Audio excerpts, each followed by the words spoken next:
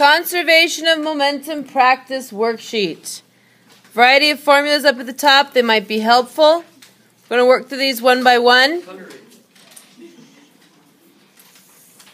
These problems, for the most part, are not easy. You have to keep track of the information. Keep track. Label all your numbers. Okay? And I recommend, even though the math seems relatively easy, I recommend you use a calculator. We want the momentum of object 1, mass times velocity, the initial momentum of object 1. Mass times velocity, mass of 4.0, velocity of 5.5. We get a momentum of 22.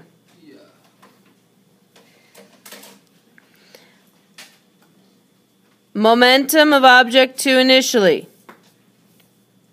Again, mass times velocity. Mass this time is 6. Velocity is 2.5. 15 kilogram meters per second. Net momentum. I need the momentum of object 1 plus momentum of object 2. That net momentum, 22 plus 15, gives us 37.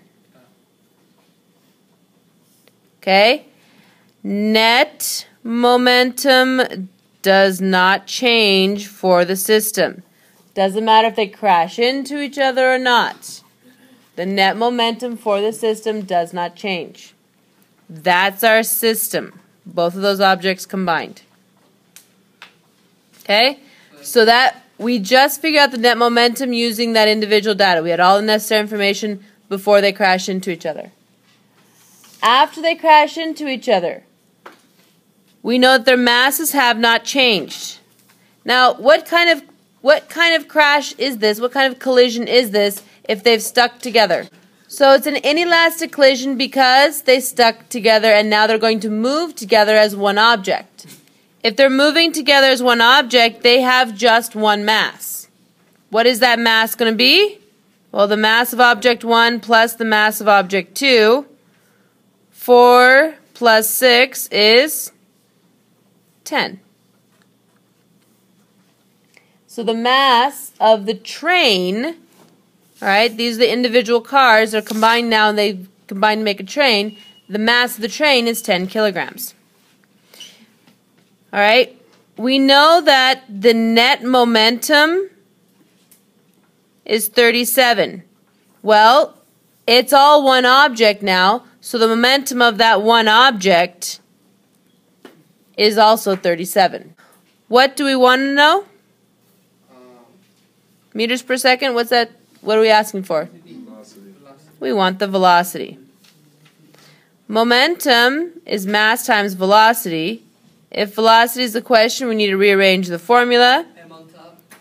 Triangle, P's on top.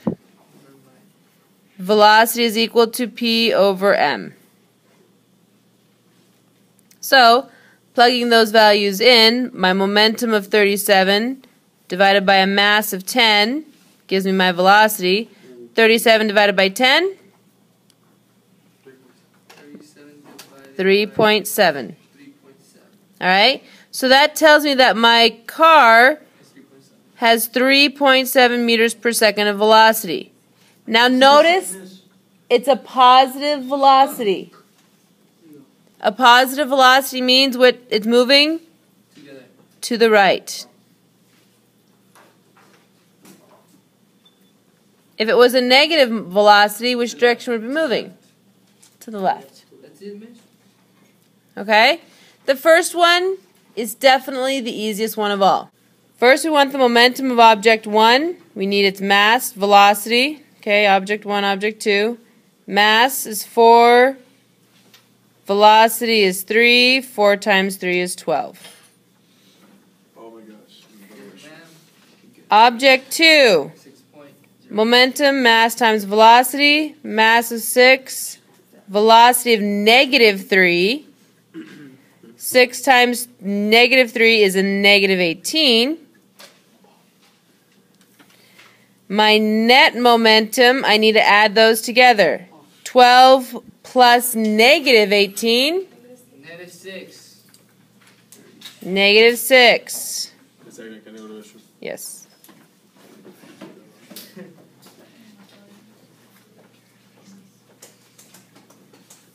Okay, that net momentum is a constant. It does not change. It applies to the system before and after the crash. Okay, before and after the collision. All right, so we had enough information before the collision to be able to determine the net momentum. Now we are going to go to after the collision. If they're now combined, this is an inelastic collision. Inelastic, the in means not, so it's not elastic. So inelastic collision, they stick together. The mass of object 1 plus the mass of object 2. So 4 plus 6 is 10. The other thing we know is the net momentum. Again, we've become one object, so the momentum of that object is the same as the net momentum, which is negative 6. Velocity is the question. Okay, velocity is what we want to know. Triangle. Velocity is momentum over mass. If you don't know how to do that, use your triangle. P goes on top. P goes on top in the triangle. So momentum, negative 6, divided by a mass of 10, gives us a negative 0.6. For significant figures, 0.60. That is our velocity, so that's in meters per second. So, backing up and looking at the big picture on this, we have these two cars going at identical velocities, crash into each other head-on. One of them has more mass, so it has a little bit more momentum, and so the car itself moves in the negative direction. The train, now it's combined, the train is moving much slower, but in the same direction as the larger mass. Question number 3.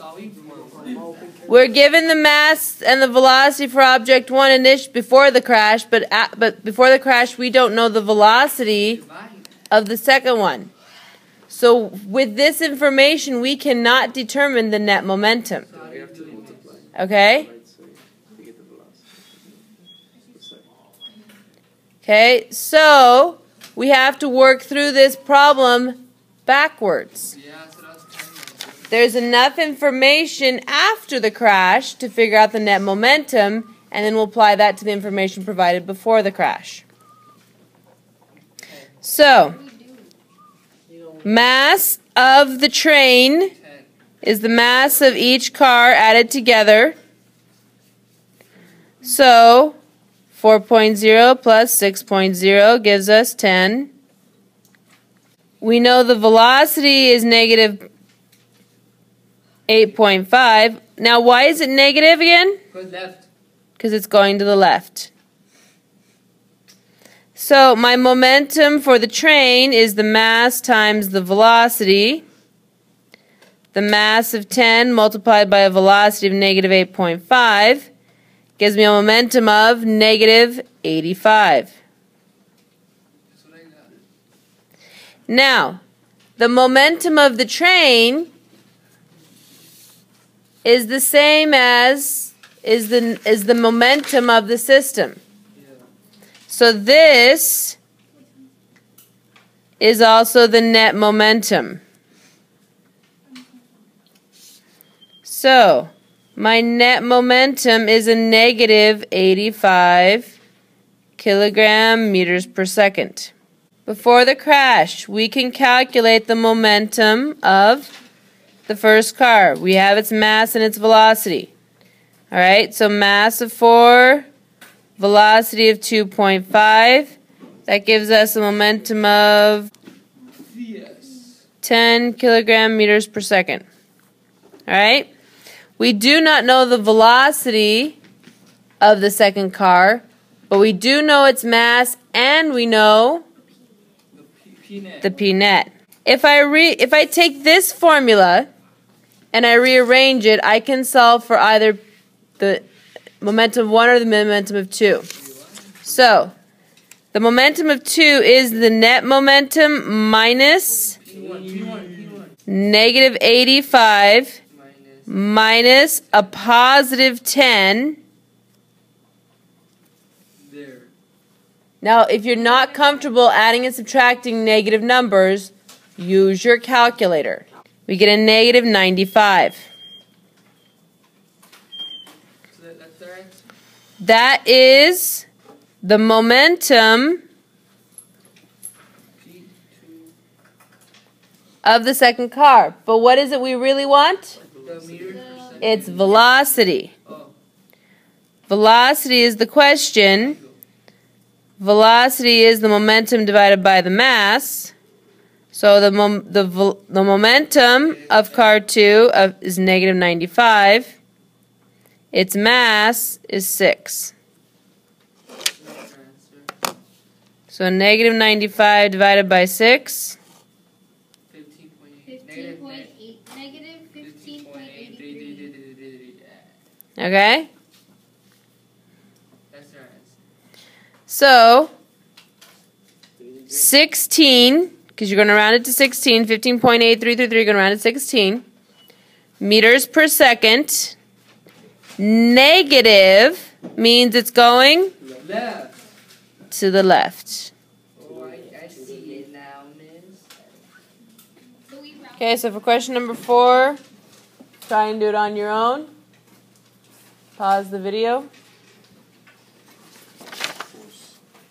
Alright, so here's the setup for number 4.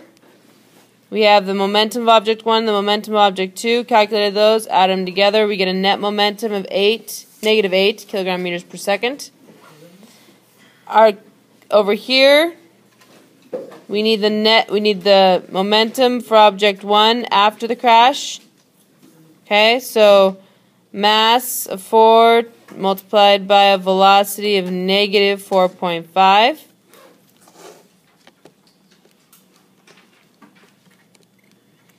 Gives us a negative 18.